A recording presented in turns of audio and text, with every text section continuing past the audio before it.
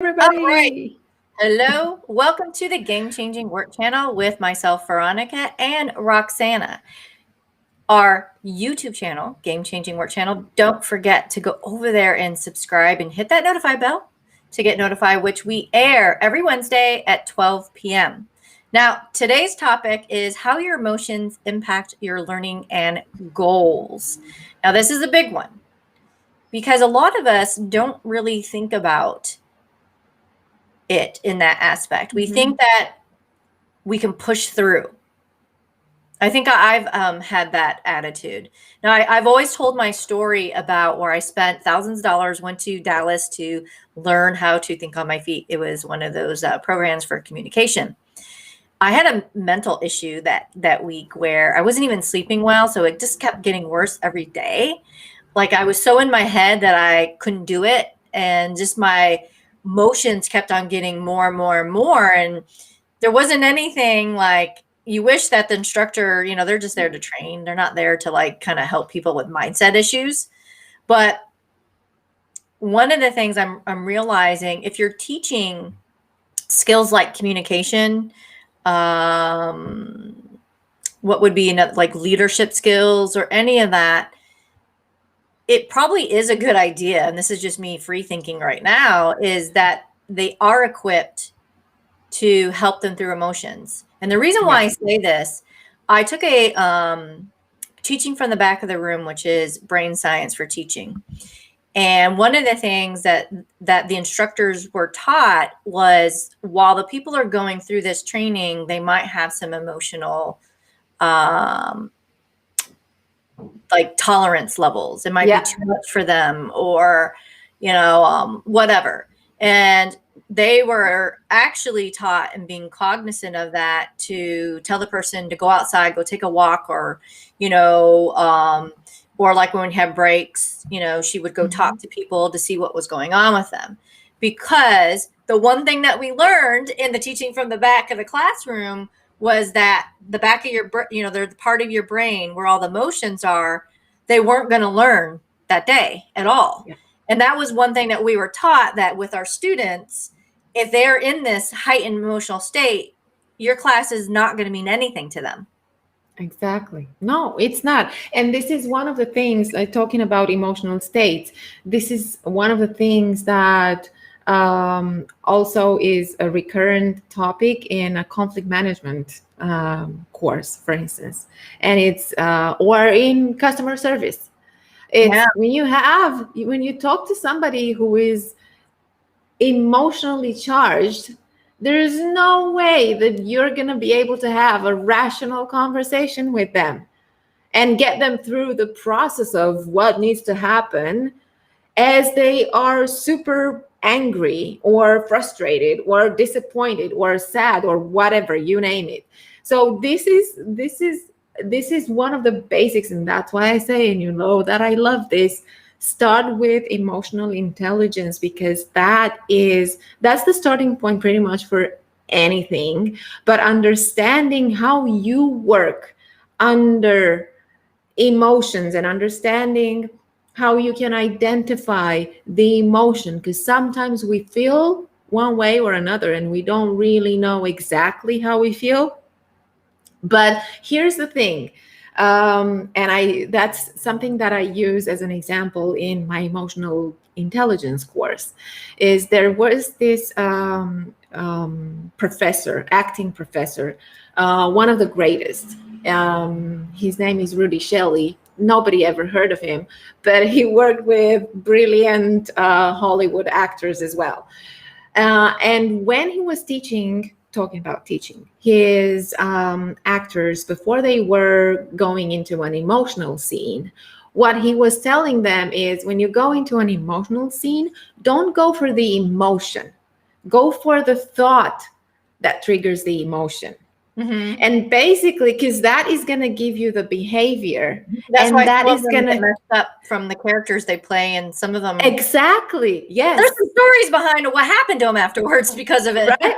Yeah, but that is why it also is so real and so authentic, because the thought triggers a genuine emotion, and with that emotion it triggers the behavior, and the behavior gives you the result.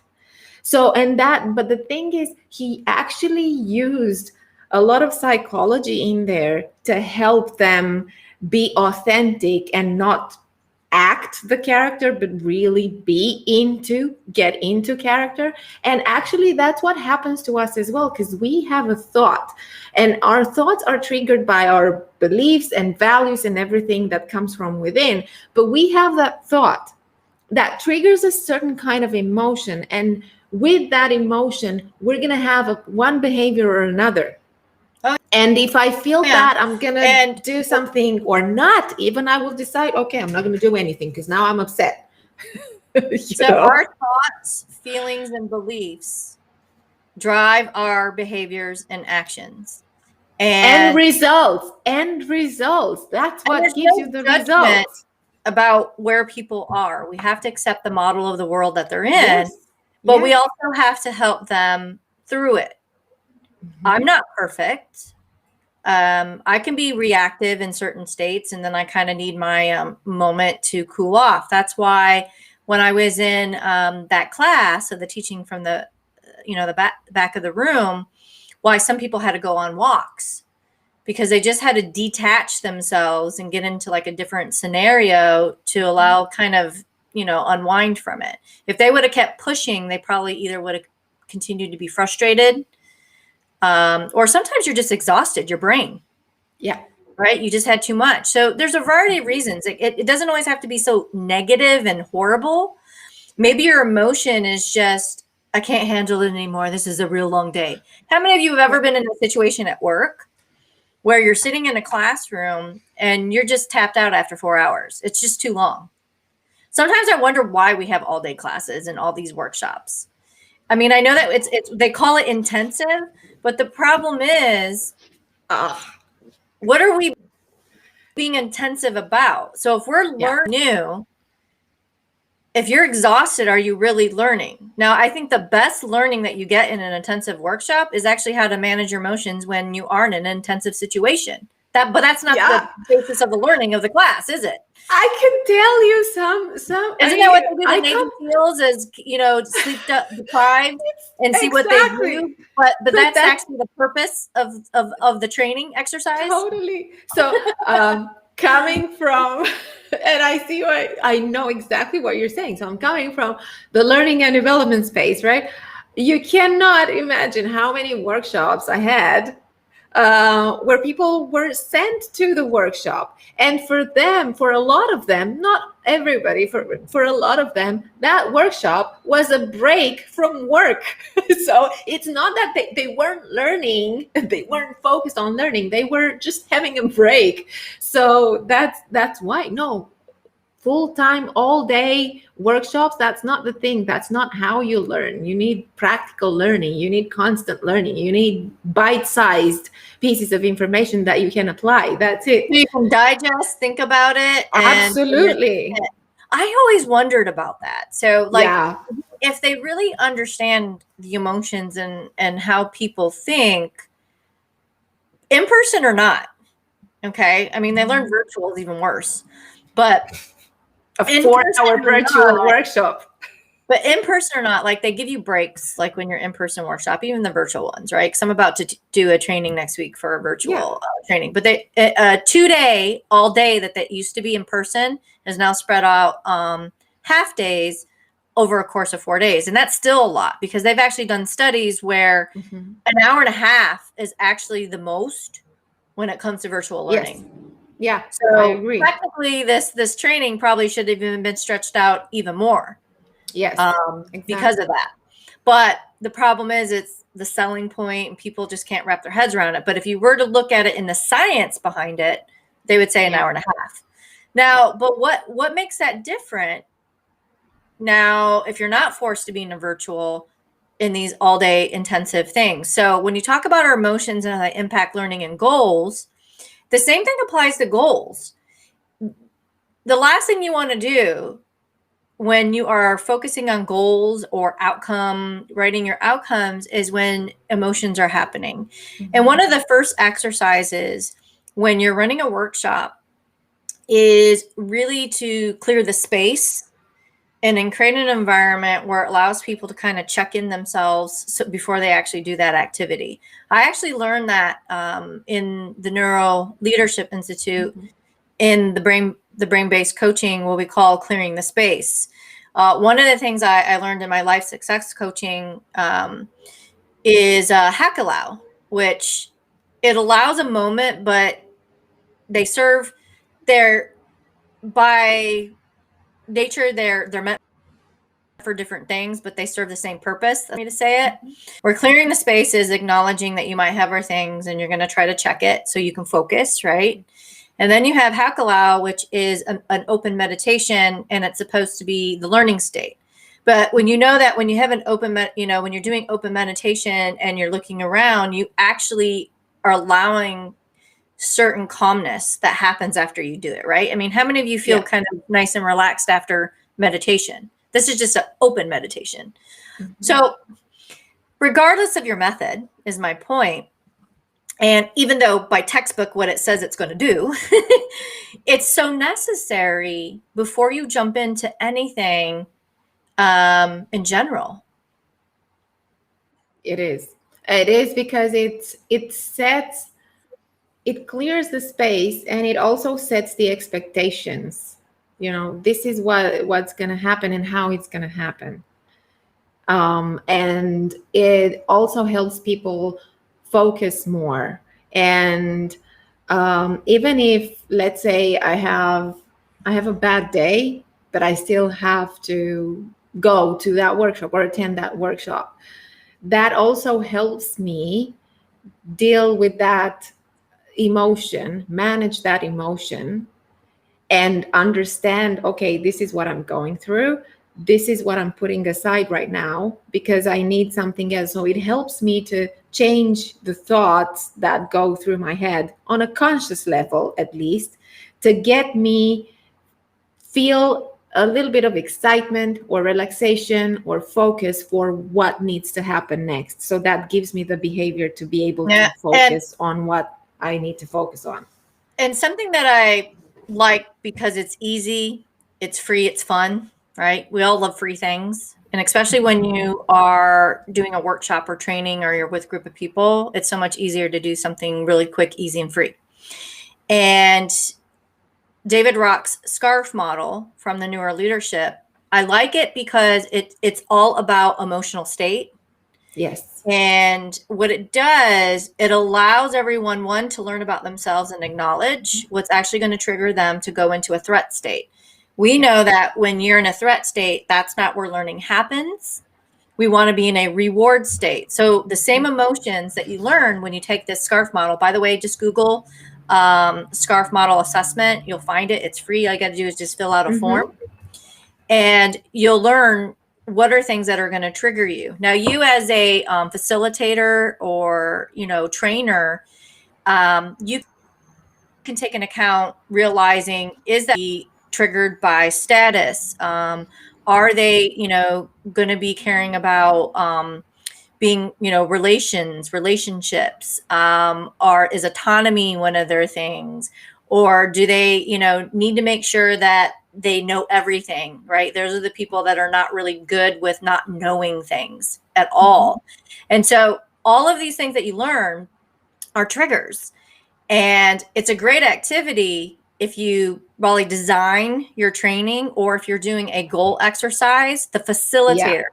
There's actually a certification, national, whatever, of facilitators. Because when I did my Agile Coaching Institute, one of the things she went, she took some of that curriculum from the facilitator group, but the design is so important, I guess is my point. Yeah. And so you can design this activity before you start. Now, some people might get impatient, are implementers, where they want to get to action. But if you probably explain this as part of the activity and why, they'll be okay, because then it's related to the results. Yeah, I agree. And also when you talk about that, one thing that popped in my mind as you were saying this is valid for also for when we talk about goals, for people who facilitate team meetings, Oh yeah. not just for workshops. So it's not, if you're a team leader or you're facilitating your team meetings or leading them, these are some steps that you can take just to make sure that you are getting towards those goals and the people are ready to discuss them, they're ready to contribute, they're ready to express their concerns, their opinions, ask their questions. Because how many times does it happen that you get into that team meeting and there is only one or two people talking and the rest of them are like, yeah, sure. And the minute the meeting ends, they're like, yeah, sure, as if that's gonna work. Yeah, You don't want that to happen. I have a talk, one of the Agile meetups, the Women in Agile, I'm planning on doing in June, which I'm introducing the integral communication that Peter McNabb, it's a book that he created, integral towards integral vision. I can't even say it correctly. Jeez grief. I probably batched that up horribly, but he has this target model. And what he done is he's incorporated a variety of different things from Graves' work, Ken Wilber's work, and then NLP. He's a master NLP trainer. And this target model, it's all about you as a person and the preparation you need before you go in the meeting. So he said, he talks about the time that you might have to invest in it, but it's really valuable to know about you, how you're coming into the meeting. And then it's also what happens during the meeting and what you can do afterwards. And what I've read in this book, I thought it was quite fascinating. I'm actually learning it and I wanted to kind of teach it and share it in this meetup because I found it so valuable. And so in my engagement that I'll be going into, I'm actually going to teach this. And the first thing is your emotions. Is what's your emotions going into the meeting? And so this is all about you, right? And so that's one of the things. And then you have to check for ecology. You have, there's all these steps that you take. Now he also layered another part of it is you got you yourself, and then taking the other perspective, and then stepping outside of yourself and being an observer about the situation. So he challenges you to look at it in 3 different ways. And that target model is based on the 3 different ways. So even though you do like all the different steps, now he's saying, okay, now take that dimension.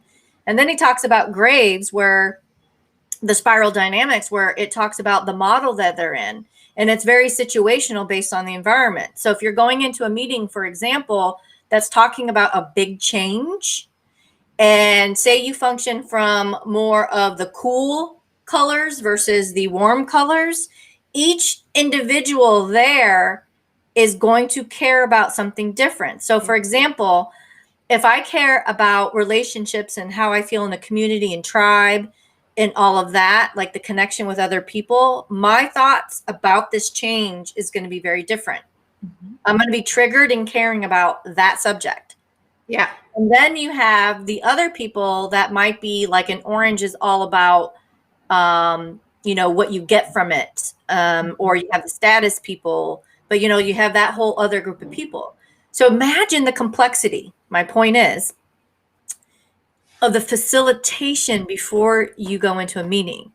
Now, I'm not going to say I do all this, but when it's an important one, you really need to spend the time on really sitting back and knowing who's coming. What do they care about? What do I know about them? Right? And what do I need to observe while I'm in this meeting? Cues, what they say, the nonverbal cues. This is why people need to be on video. So I can pivot and adapt, because if I haven't built rapport, which is one of the steps in the target or the target model, then it's pointless to go into trying to create an outcome with these group of people. Yeah, because absolutely. It's what not you going to just work. said, they weren't even there yet. You didn't build rapport with them. That's why they're not talking. Exactly. That's why, and that's what happens a lot of the times. And I think there's a lot of, so when we talk about the observer, that's one of the things that comes with self-awareness, that our capacity as human beings to step outside of ourselves and be able to observe ourselves. That's one thing. And that's one thing that I love about working with teams, and we both know how powerful that is because more people get to understand the process and the stages and everything that happens, so that then they can contribute differently, and that as a whole creates a different kind of environment. Because what we also see happening is people who might know how to facilitate a meeting, but then because of the other people, but the other people the participants, they don't have any kind of knowledge of all of what we just said, and they come into that meeting with just their thoughts and their ideas, and then that's it, without that kind of self-awareness and self-management that we're talking about, that actually then helps you improve how you manage the relationships with everyone else around you. I think this is what you just described here. Is yes, we do need people, especially the facilitators, to be able to do that. But the more we understand that we as individuals, we can also become more aware of what's going on. And that's helpful because that gives us the results that we're after faster. That's when it's going to be more powerful. That's why we said individual, personal and professional are the same thing. You're the same person. And the minute you decide to bring yourself up on a personal level, you're going to see exponential growth on a professional level. And I love, they always teach you how to facilitate a meeting, but they don't teach you how to attend one. Exactly. When you said that, I was just thinking about that. I'm like, they don't. Meeting 101, and like you have, like, wouldn't it be cool if they had a session where it teaches you how to facilitate one and how to attend one? Yeah. Right. And you take turns with people and learn about sensory acuity, reading people and building rapport and doing all these things. It's not just for the project manager. It's not for just the leader, like everyone. This should be a core thing. Imagine an onboarding program at a company. And you don't assume people have this knowledge, right? You want to assume they don't. And you know how like they have these onboarding things that they do? This should be one class that they all should take. Absolutely. Yeah. And one of the things that I tell the managers, I wonder if does any of you have one? Let me just say that real quick because exactly. Is anybody out there that has a company that does this as part of their onboarding? Let us know. We'd love to have you on for a show and talk about it, because I think this is a great idea.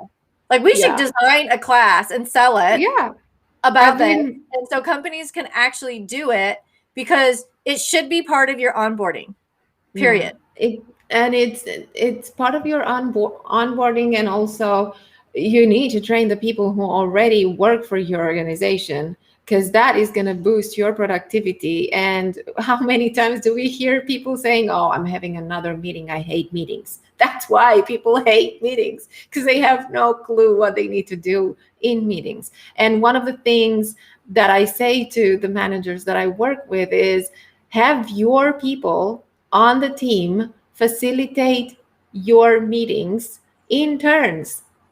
You don't have to be, if you're a team leader or a team manager, you don't have to facilitate every meeting, because that's how they learn. That's how they learn. The moment they start facilitating themselves and leading meetings, that's when they learn also how to behave in meetings and how to be more productive. This is the one pet peeve, what I don't like about project management, is because there's that thing that there's this person that does all these things. And what ends up happening is you'll get project managers or people that are used to project management, right, in turn, because sometimes it's not just the fault of the person itself, but maybe the environment, that go into being Scrum Masters or RTEs. And they end up having still the stigma that they are the ones that have to coordinate and schedule everything. No, your goal is to get others to take the ownership. And that's probably a hard one to do when you're in a culture or even your own personal mindset that you're the scheduler of everything, is that you actually force a developer to run and schedule that meeting. But here's the thing. This is the hard part when I say this. Veronica, it's so easy to say that, but you're not the manager, the developer, and the developer should be coding because that's what they should be spending their time on. Is it? Because you're not teaching them communication and facilitation skills.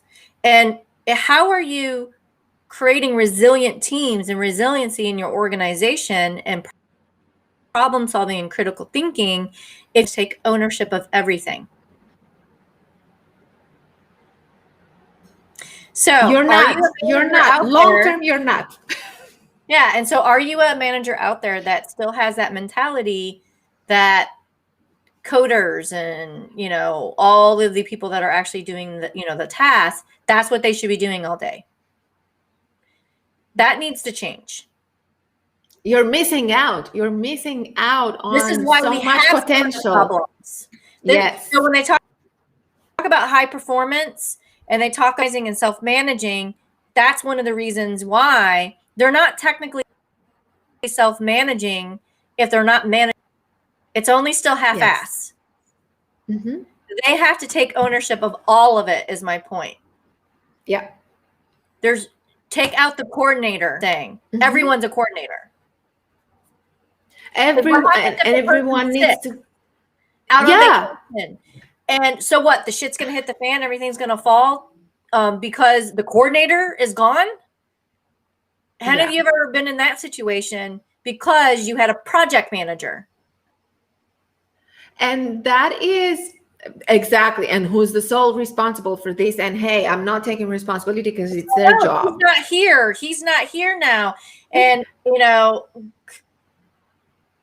yeah, that happens. That happens so many times. And that is why it's not gonna look, having a course and having people attending a workshop on accountability and that's not gonna help unless you then help them put that into practice, right? You want people to be more motivated and engaged.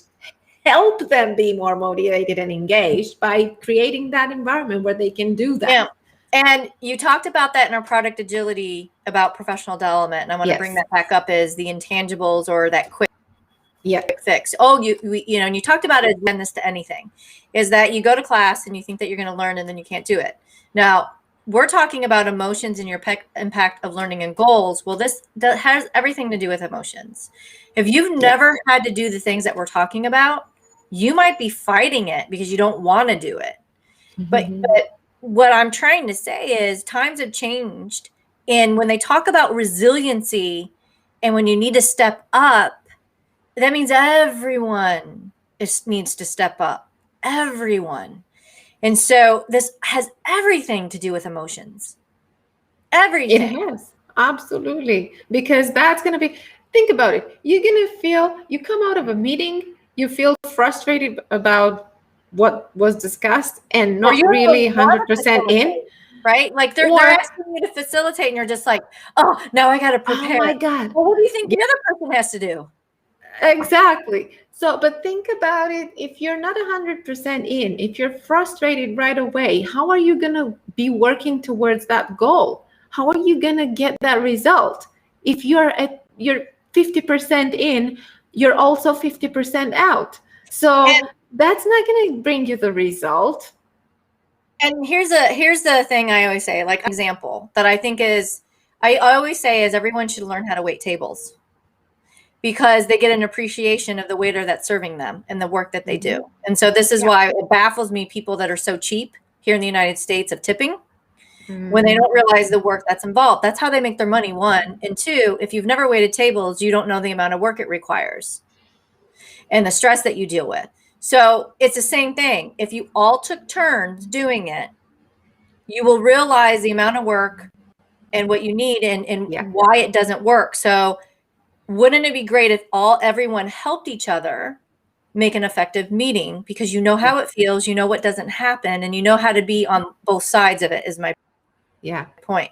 So when we talk about emotions and goals, now you have way different experience when everybody sat in that seat of having similar emotional experiences.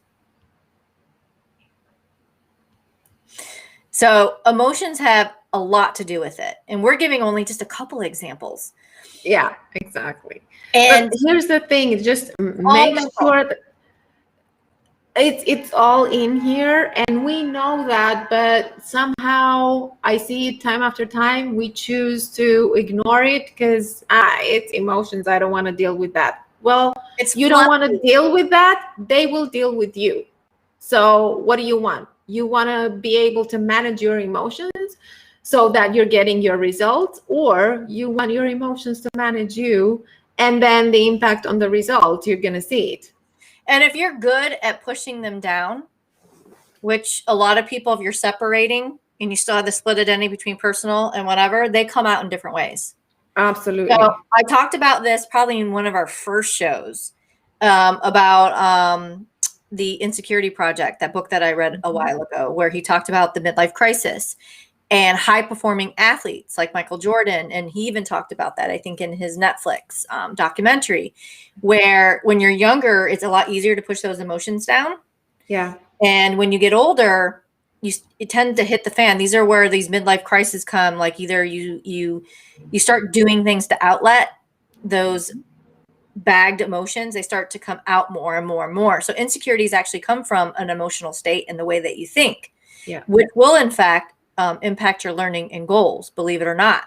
So that high-performing athlete, Michael Jordan, said that if he was to continue the way he was in his younger years, which he did get help, I believe, he would have been one of those athletes that would have probably been on the cover of some kind of tabloid that did something crazy. Yeah. Right? Maybe like a Tiger, probably a good example. Probably. Right? I mean, you see a lot of these examples, and you see all of those high-performing athletes who stay there in the top 10, top 5. And then you hear a crazy story about them.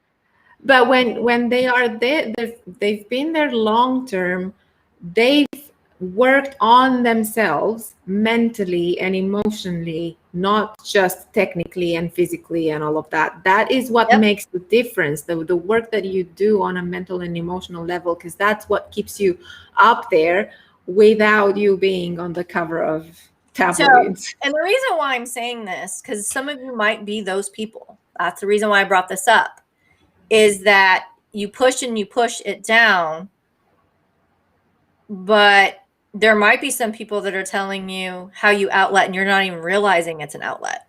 But look, the thought is still here at the back of your mind, and the emotion is still there, only that it's suppressed. And we know what happens. It's like at some point it bursts. You either close down and it's all internal completely, and you might even be closing off people you love from life, because that is your moment, how you deal with your emotions, which still isn't healthy either. So emotional state won't, and the reason why I'm saying this doesn't mean it's shown in action. It could be also shown by inaction, by you shutting the world off. Exactly. So all of this is so important, I guess, is our point, that there's no difference between personal and professional. And so this story was all a story. This episode, we're telling stories. This episode is about emotions and how important. So when we think about organizations, which this show is about, is what are we going to do to help people with what we just talked about? And it has to look differently, because you can't just go to a class. This is something that requires work. And long-term regular work. It's not just a one-time fix and a quick fix. And think about The if you're an situations come all organization, the time. right? You want to see results. You're gonna want people to work towards goals. Then you have to do something about it, because definitely their emotional state, and especially in a crisis when they're stressed and anxious, we live in a chronic stress state already. We've been doing that for a year now, right? I mean, think about that and think about the impact that that has on how people work and how people learn from each other, share with each other, attend their meetings, how they work towards the goals that you have. A huge impact, a huge Now, impact. it's time to wrap up. And so, speaking of goals, our goal, we have a couple of things that are happening. We have the webinar, which covers all about people strategies. And we're going to have Roxana and I are going to be talking about the 4-step process into people strategy into impact energy. This is going to be specifically around agile teaming. So it'll be April 21st at 3 p.m. You register. You can join the live Q&A during that time. But if you can't catch it, still register, because you can watch the replay. And you have your lead for Legacy. Yes, the lead for Legacy League is the online program for management and leadership development. So we have weekly group coaching and brainstorming and strategies and networking and all of that kind of stuff. We meet online every week. Again, if you can attend, then you can send out your questions and you can watch the recording afterwards. We also have guest speakers. And the cool thing about it is there are people in the league who come from different countries, different industries, different levels of experience, but having similar kind of challenges. So we discuss about those challenges and we discuss solutions for them from a people, team, leadership, management perspective. So you want to know more about it, just drop me a comment and I'll take it from there. And speaking of guests, our show that will be next after that, we have a special guest, and she's going to share with us about soul intelligence. And so how your leadership style needs soul intelligence. And that will be with Christine Glein from GC Impact. She will be our guest, special guest, talking about soul intelligence. I'm really excited about that, because when she mentioned soul, and I was like, what she did, I was like, oh, you got to come on. You got to come on. Yeah. Thanks, everyone, for watching our pre-recorded show. Of course, if you have any comments or thoughts, please leave them in the comments. And again, don't forget to subscribe to our Game Changing Work YouTube channel and click that bell to get notified. And we will see you next time. Awesome. Bye-bye. Bye for now.